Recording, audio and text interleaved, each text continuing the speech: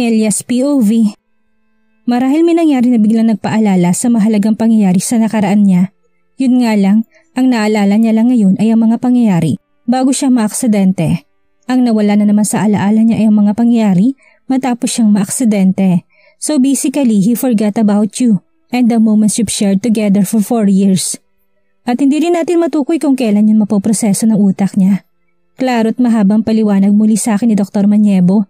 Pero nakatunganga pa rin ako dahil hirap na hirap akong tanggapin ang nangyari kay Zeus. Sa isang iglap lang ay naglahong parang bula ang kasiyahan namin. At ang mahirap ay hindi ko ito pinaghandaan. At hindi ko inakalang mangyayari ito ngayon mismo. Masyado ako napanatag. Kaya ngayon halos hindi ako makahinga sa sobrang sikip ng dibdib ko.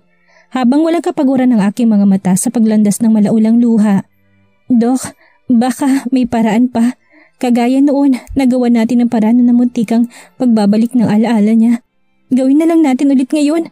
Please, Doc, I'm begging. Nanginginig ako habang pinapakiusapan to. Sabi ko nun sa sarili ko na hindi ko na uulitin yon. Pero ngayon nagbalik na nga ang alaala ni Zeus mula sa nakaraan ay nanumbalik ang labis-labis na sakit, takot at pagkabahala ako. Lalo na ngayon kung paano niya ako ipagtabo yan. At wala na akong ibang maisip na paraan kung hindi yun lang. Alam ko na masyado akong makasarili, pero kung hindi ko to gagawin, tsak na tuluyan niya na akong iiwan. Maglalaho lahat-lahat ng masayang pinagsamahan namin. Mga nabuong plano, mga pangarap na magkasama sana naming tutuparin.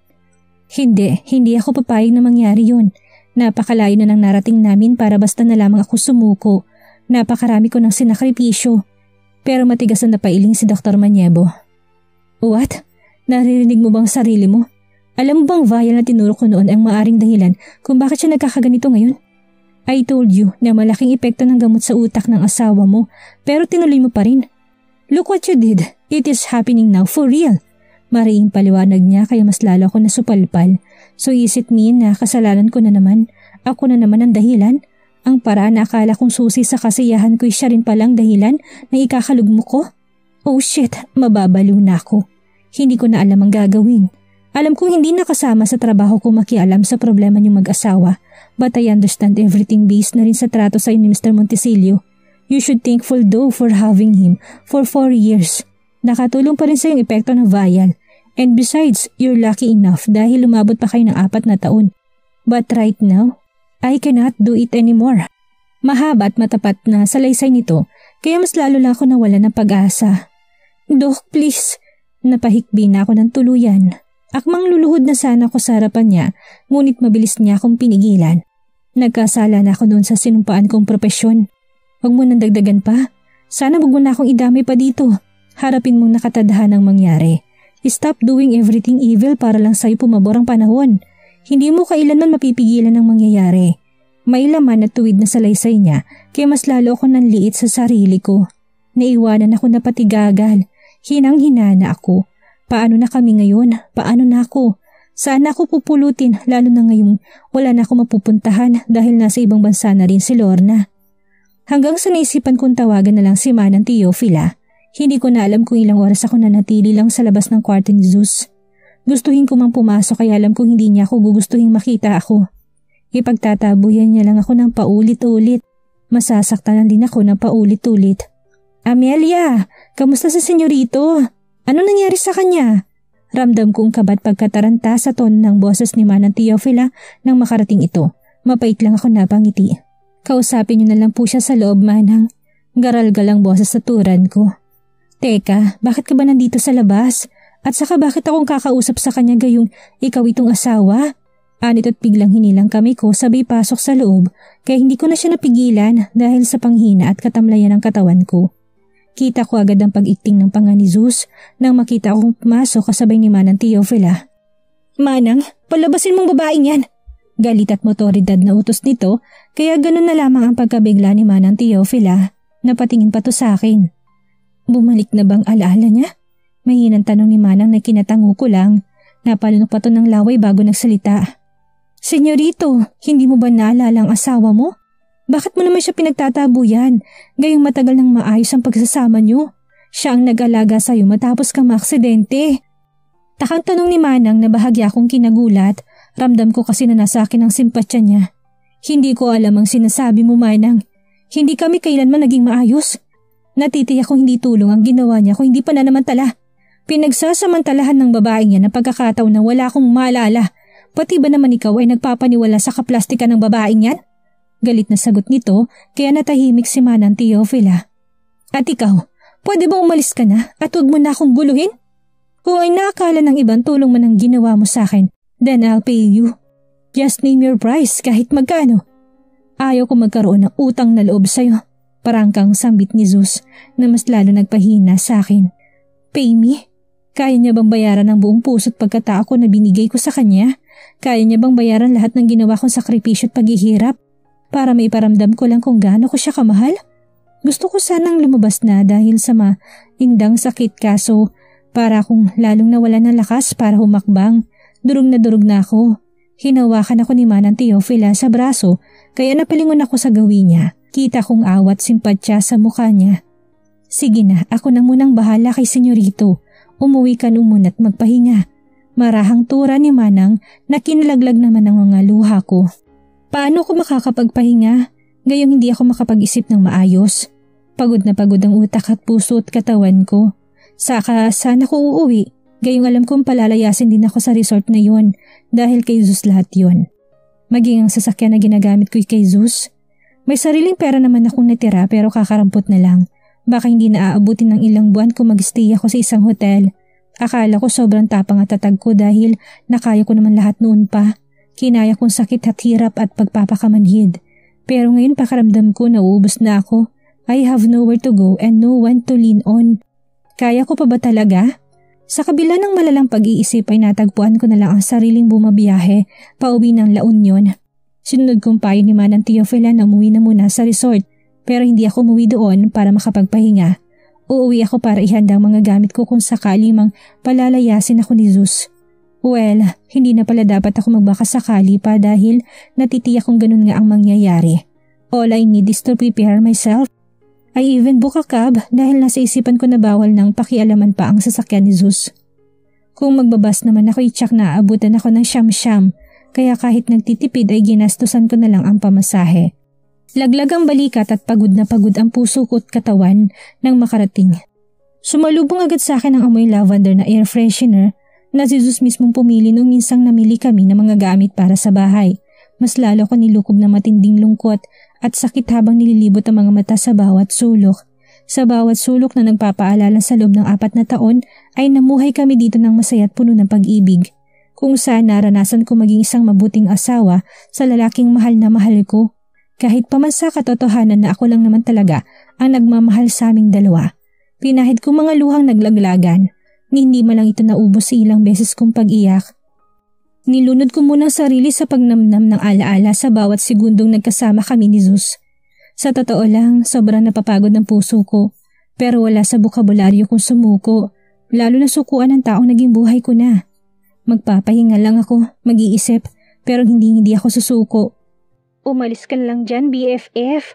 Huwag mo nang hintayin kaladkarin ka pa ng walang hiya mong asawang hilaw.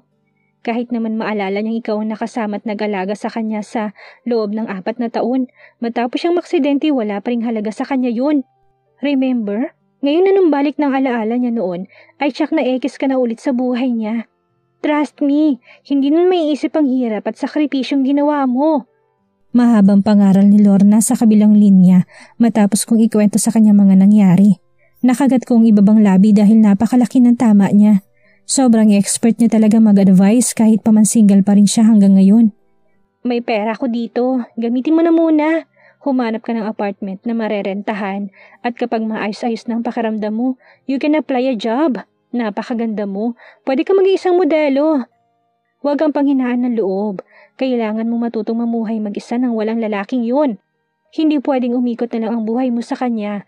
My goodness, kung ganyan ako kaganda, ako magpapahabol sa mga lalaki, ano? Mahabang talak pa niya na parang isang magulang na pinapangaralan ng anak. At kahit nare-real talk na ako nito, ay hindi ko magawang mainis dahil ramdam kong concern at sensibilidad niya para sa akin. Malalim na buntong hiningang pinakuwalan ko bago sumagot. Kaya ko kaya. Hindi ko alam kung paano magsisimula. Matapat na sagot ko. Tama siya na kay Zeus na kasi halos umikot ang mundo ko. Yun bang pagwala si Zeus ay malulugmok ako at mawawala ng saysay ang buhay? I felt useless without him. Ganun yung pakiramdam ko. Abay, bakit naman hindi? Malalaman mo kung susubukan mo. Mas maiging mapakita mo sa kanyang hindi ka lang basta nakadepende at nakaasa sa kanya. Nang sa ganun, hindi naman siya mag-iisip na yaman niya lang ang habol mo. Paraning pa naman yung asawa mong hilaw. Mariing wika pa ni Lorna. And yeah, she has a point again and again. Ganun naman talagang tingin sa akin ni Zeus, isang mababang uri at mukhang pera dahil sa pangit kong nakaraan noon. I can't blame him. That's why I need to prove my worth. Kahit nakatiting na piso ng yaman niya ay wala naman talaga akong habol. Lorna, Tokalat, inabot kami ng halos 1 oras at puro pangaral lang niyang naririnig ko. At hindi ko alam kung kaya ko bang gawin o sundin pero kung wala na nga akong pagpipilian ay baka susubukan ko din. Balak niya na sana mag-transfer ng pera sa account ko pero tumanggi na muna ako dahil kaya pa naman ang budget ko. At least panatag na ako ngayon kahit papano dahil sigurado na ako may tutulong sa akin.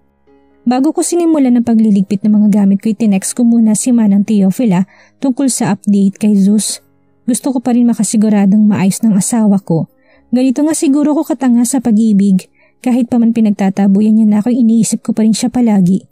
Maayos na, Amelia. Pwede na raw makalabas si Senyorito mamaya, sabi ng doktor. Uuwi ako ng Bulacan pero si Senyorito ay sa kondo niya lang daw mananatili. Agad na reply ni Manang kaya kahit papani napanatag ang loob ko. Kung walang maalala si Zeus sa halos 4 na taong pinagsamahan namin, ay malamang nawala rin sa alaala niya tungkol sa resort na ito.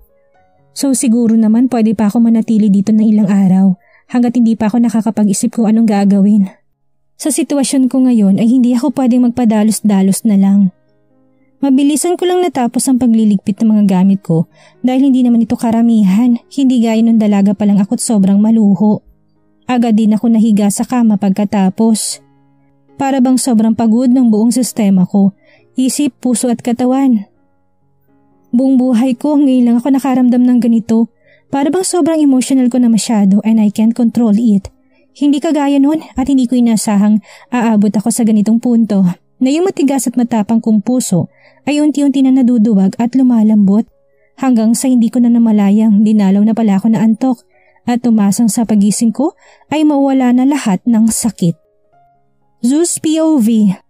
I will be honest with you, Mr. Montesilio. Sa ngayon ay malaking possibility na ma-deny ang inihain mong annulment. Marin at seryosong wika ni Atty. Mercado na makipagkita ko matapos makalabas ng ospital. Gustong-gusto ko nang malaman ang update tungkol sa inihain kong annulment 4 years ago. Hindi ko akalaing ganun nakatagal na lahat. Kunot ang noo ko sa pagtataka sabay iling. Hindi makapaniwala sa sinasabi niya. That woman tricked me. Simulat sa pulpala na nangyaring kasalan ay nilinlang niya na ako attorney. She even lied to her family. Ganun katindi ang kabaliwan niya. Ano pa bang dapat patunayan doon? Uyong ang kamaong sagot ko dahil sa inis. Kung hindi ka sana na aksidente, malamang matagal na itong naayos at natapos. But the situation is different now. Nagsama kayo ng maayos sa loob ng 4 na taon. Inalagaan ka ng asawa mo. Inaruga, she has been a very good wife to you. Bumili pa kayo ng resort at doon masayang nagsama. Sa loob ng panahong yon, wala kayo naging problema. So do you think na igagrant to ng korte ng ganun lang kadali? Mahabang paliwanag niya na mas lalong kinaawang ko. Bumili kami ng resort? What are you saying? Naguguluhan tanong ko. Ganitong-ganito rin kasi ang sinabi ni Manang Teofila sa akin. Pero ang tungkol sa pagbili ng resort ay hindi ko alam. Talaga bang nagsama kaming namuhay ng ganong katagal? Bakit wala akong maalala? Tumango si attorney. May kinuha itong mga dokumento sa dala niyang briefcase at dinala to sa akin. Kuryoso ko itong kinuha lahat at napaigting ang pangako nang makita ang nilalaman. I really bought a resort, car and some properties at ang malalapan nito, hindi lang pirma kong nakalagay. That slut has also signed na siyang nagpapatunay na conjugal properties lahat to. Ibig sabihin may karapatan siya sa ibang mga pagmamay-ari ko. He's really a gold digger, ha? What the heck, attorney? Paano niya ako napapayag na bumili ng mga ganito? Well, in fact, kilala mo ko't alam mo kung gaano ako kahigpit pagdating sa funds ko. Tsak na nilasan ng babae yun ang isipan ko. Pinagsasamantalahan nun ang pagkakataon na wala akong maalala. She did it with a purpose for sure. She's really a gold digger. Nagtatangis ng ngipin ko sa kaisipang ito. Napailing si attorney at nagpakawala ng isang malalim na buntong hininga bago sumagot. Mr. Montesilio, isa ako sa makakapagsabi na sariling desisyon mo lahat ng ito. Ako nag-asikaso ng lahat because you ordered me to do it. May mga pirma siya because you wanted it. But I guess wala naman siyang habol sa anumang kayamanan mo. She even managed your business pero napakaayos ng pasok ng funds mo. Katunayan mas lumagot-lumakas pa ngayon ng mga negosyo mo and it's because of her. He stated kaya napasabunot ako sa buhok ko. Unbelievable! Bulalas ko. Hindi ako makapaniwala at mas lalong hindi ko matanggap. This is crazy impossible. As stated facts here, Mr. Montesilio. Seryosong wika pa niya kaya mas lalo ko nadismaya. Sa tingin mo, magagawa ko kaya lahat ng yun kung maayos lang ang alaala ko? Hindi, attorney, and that's exactly my point. Kung pinagtapat niya lang siguro na sobra ko siyang kinasusuklaman, hindi naman talaga kami totoong maayos. Hindi na sana humantong sa ganoon pa. Mapait na napangiti si attorney. Sa ilang beses nakita ko kayong magkasama. It was my first time seeing you with so much happiness. Alam ko hindi panlilin lang at panlalaso ng isipan ng kaligayahan at pagmamahal na binigay niyo sa iyo. She was a devoted wife to you. Kita kong gaano kanya alagaan at mahalin. Dagdag pa niya kaya saglit akong napatanga. Shit, there's something in my heart na parang nagwawala. Hindi ako pwedeng magpa-apekto ng ganito. Baliw at makasarili ang babaeng yun. Hindi ko pwedeng kalimutan ang ginawa niyang panluloko. Wala na akong pakialam, attorney. Ang gusto ko lang ay maayos ng annulment nang sa gayon ni malayo na ako sa kabaliwan ng babaeng yun. I want to end everything as soon as possible. Matigas sa sambit ko. Attorney sigh heavily na para bang imposibleng kagustuhan ko. I already told you the possibilities. Pero kung mapilit ka, may naisip akong paraan. Tura niya kaya tumango ako para hayaan siya magpatuloy. Dahil hindi naman epektibo ang kahit na anong taboy at pananakit mo sa kanya noon, then you can choose for this option. Pwede mo kunin ang loob niya at pakiusapan siya ng maayos na pirmahan ng annulment or magsasama kayo muli sa isang bahay para hanapan siya ng butas at mali nang sa gayon ay papaboran ka ng korte.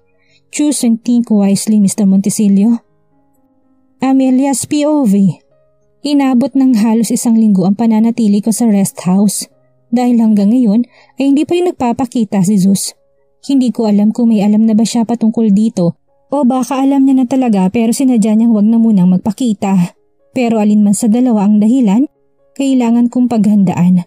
Kaya naman matagal kong pinag-isipan ng maayos ang suhestyon ni Lorna and I decided to give it a try nang sa gayon ay mairaos ko din ang sariling pangangailangan.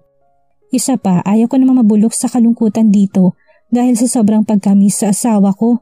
Masyadong nakakapanibagong hindi siya makasama matapos ang 4 na taong nakasentro lang ang buhay namin sa isa't isa. Kinailangan ko magpatuloy sa araw-araw sa kabila ng labis na kalungkutan dahil sa pag-iisa. Dahil may experience na ako noon sa pagmomodelo, ayun agad ang pumasok sa isipan ko. Naghanap ako ng hiring models online hanggang sa nakita kong isang modeling agency. They're looking for fashion models for a clothing brand kaya agaran ako nagpasa ng resume. Okay lang naman na married basta pasok ang edad at vital statistics and thankfully pasok na pasok ako sa qualifications. And luckily nakatanggap agad ako ng response and nakaschedule na agad ako for interview. Well, maswerte ako sa mukhang ito. Ganun na siguro ko kaganda para napakabilis mapansin, lalo na pagdating sa mga ganitong trabaho. Kaya naman kapag nakaluwas ako ng Maynila para sa interview ay pupuntahan ko din si Zeus sa kondo niya. I know that he doesn't need my presence pero sadyang nilukob na talaga ako ng labis na pangungulila sa kanya. I just want to see him. Sapat na sa akin ang masulyapan siya kahit saglit. Kahit pa man alam kong itataboy niya lang ako. Well, kung noon nga nakaya kong parang asong sumusunod at pinagpipilitan ng sarili sa kanya, ngayon pa kaya na naramdaman ko kung paano sumaya sa loob ng 4 na taon na nakasama ko siya. Kaya nang dumating ang araw ng interview ko, inanda ko na kaagad ang sarili. Hindi lang para galingan sa interview, kundi para na rin sa muling pagharap kay Zeus. Wala na akong sinayang pa ng oras at mabilisang bumiyahe patungo Maynila. Hindi ko ininda ng mahabang biyahe sakay ng bus. At matapos ang ilang oras na biyahe, nakarating na rin ako ng Maynila. Pagkababa ng bus ay pumara agad ako ng taxi para magpahatid sa naturang modeling agency. Hindi ko mapigilang makaramdam ng kaba. Habang tinatahak namin ang daan, matagal na rin kasi noong huling nagmodelo ako kaya hindi ko alam kung carry ko pang rumampa. But I will do my best. Kailangan kong galingan. Mrs. Amelia Montesilio, Sambit ko sa aking pangalan na magtanong ang gwardya. Of course, proud na proud talaga akong ipangalandakang na asawa ko si Zeus, kaya dala-dala ko ang apelyido niya. Bahagya pa nitong chinek sa hawak niyang folder na mukhang records ng aplikante. Pasok po kayo sa loob, ma'am. Nito kalaunan kaya buong loob akong pumasok. May nag-assist naman sa loob kaya hindi ako nahirapan. Marami akong mga kasabay na aplikante na kagaya ko'y matangkad at magaganda din. Well, alam ko namang angat ang ganda ko dahil pagpasok ko pa nga lang kanina ay sentro na ako ng atraksyon. Pinagtitinginan ako ng lahat and I saw so much appreciation in their eyes. Pero may ilan din naman ang security ang nakikita ko. Naupo kaming lahat sa isang mahabang bench. Habang naghihintay na tawagin ang aming mga pangalan. Medyo nakaramdam na ako ng inip at pagkabagot. Habang naghihintay ngunit tinis ko na lamang. Wala rin naman akong magagawa kung mag-iinarte pa. Kaya literal na tiis ganda na lang talaga. Miss Amelia! Tawag ng isang Becky nang lumabas ito mula sa isang kwarto. Hindi pa man ito nakakatapos sa pagsasalita ay mabilis akong tumayot ng salita. Mrs. Pagtatama ko na bahagya niyang kinatanga. Ganon din ang iba kong mga kasamahang aplikante. Well, sa ganda kong ito ay talaga mapagkakamalan pa akong single and ready to mingle. Oh, I'm so sorry. Please get inside now. Nito kaya mabilis din akong sumunod. Ramdam ko kaagad ang paghagod ng tingin nito sa akin mula ulo hanggang paa na para bang kinikilatis ako mabuti. Sinisigurado ko naman na wala itong mapipinta sa akin cause I'm wearing a ragged jeans and a fit shirt na alam kong bagay na bagay sa hubog ng katawan ko. Turn left, turn right.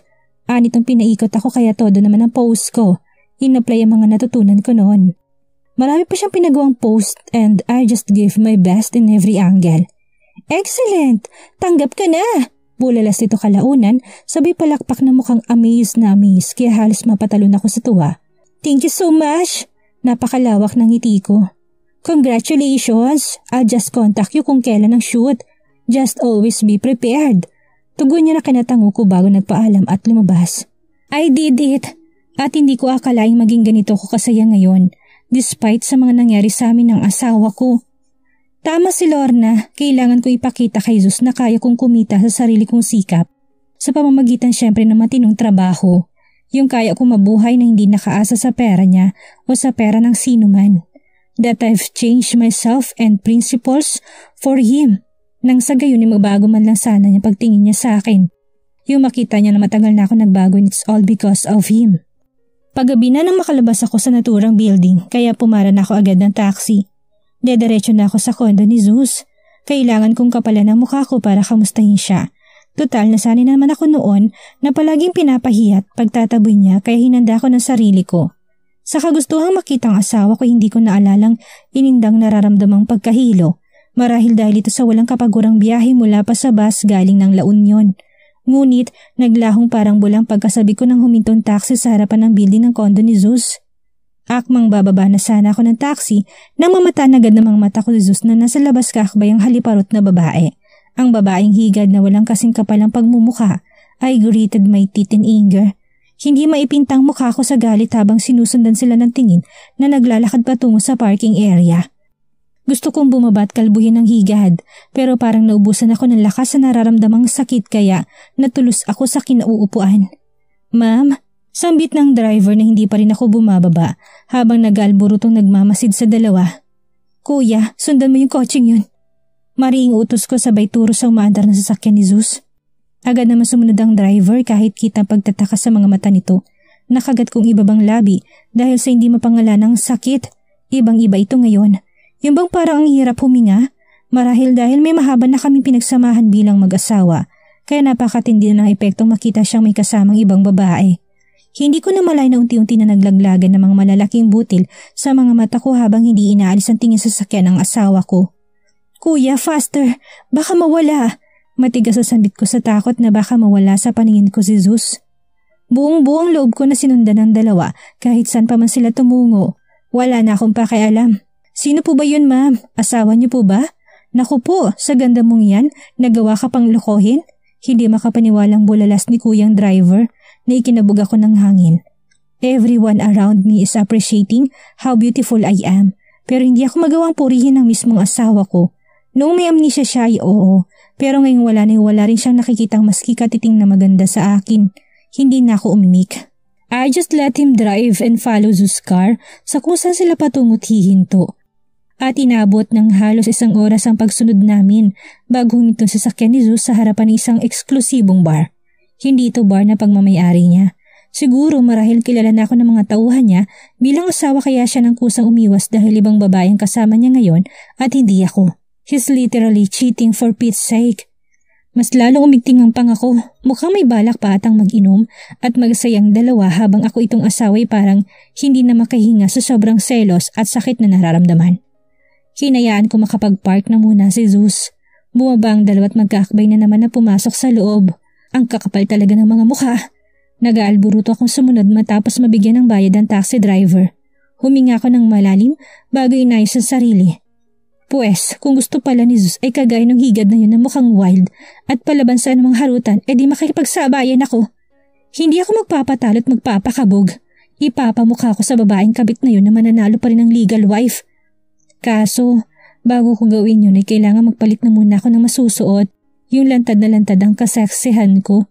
Agad din ako napangisin na makita isang babaeng nakabababa lang din ng taxi. She's wearing a sexy red velvet dress. Baklas ito't maiksi na tsak na abot hanggang legs ko lang dahil matangkad ako. Mahaba pang slit sa gilid kaya talagang nakakabalandra ang makinis at mapuputi kong legs. Pasok na pasok ang suot nito sa naisip ko kaya mabilisan ko tong hinarangan. 3,000 para sa suot mo. Diretsa ang alukot kitang mangha sa mga mata nito. Pwede na akong gumastos kahit papano dahil natanggap na rin naman ako sa trabaho. Deal! Nakangising sabit nito, sabay kuha ng pera kaya sabay kaming pumasok sa loob at naghanap agad ng comfort room. Kanya-kanya kaming pasok ng cubicle para magpalit ng masusuot at nang makalabas ay ganun na lamang ang mangha ko nang makitang sarili sa harapan ng salamin. Ayan, ang ganda mo na lalong babae ka. Pak! Bagay na bagay sa'yo. Nagmukhang mamahalin yung ukay na nabili ko. At saka salamat dito sa suot mo mukhang branded pa to plus may 3,000 pa. Abot ang ngisi nito na kulang na lang halikan ng pera. Fine, tanging sagot ko na lang at nagpaalam na rin itong lumabas. Kaya pala ganun siya kamangha kanina sa alok ko dahil nabili niya lang pala to sa ukay. Well, hindi naman halata, lalo pat gabi ngayon kaya mas tumaas pang level of confidence ko. Kinuha ko ng red lipstick na nasa maliit na pouch na dala ko at pinahiran kong aking mga labi. Nakangusong puri ko sa sarili at medyo ginulugulong buhok bago nag-spray ng luxury perfume sa leg at braso. I wink at the mirror dahil sobra nakuha kong look na naisip ko kanina pa lang. Tingnan lang natin kung hindi luluwang mga mata ng sinumang lalaki, lalong-lalo ng mga mata ng asawa ko. Marahan akong lumabas ng comfort room bago dumiretso sa counter. Medyo hindi gaanong maliwanag ang disco lights kaya wala pa masyadong nakakahalata sa akin. 1 glass of tequila. Ani ko sa bartender at umupo sa stool ng counter. Kailangan kong uminom para madagdagan pang confidence ko. Yun bang wala na talaga akong mararamdamang anumang hiya? Kita kong pagkamangha sa mga mata ng bartender nang iabot nito sa akin ng baso ng alak. Titig na titig ito na halatang naglalaway. I just smirk sabay tungga ng baso. May kung anong init na gumapang sa buong sistema ko nang mainom kong tequila, but I am loving the feeling. Nagpalinga-linga pa ako sa paligid, ngunit sa dami ng mga tao ay nahihirapan akong hagilapin ang mukha ng asawa ko. Isa pa nga, muling order ko dahil sa nararamdamang inis.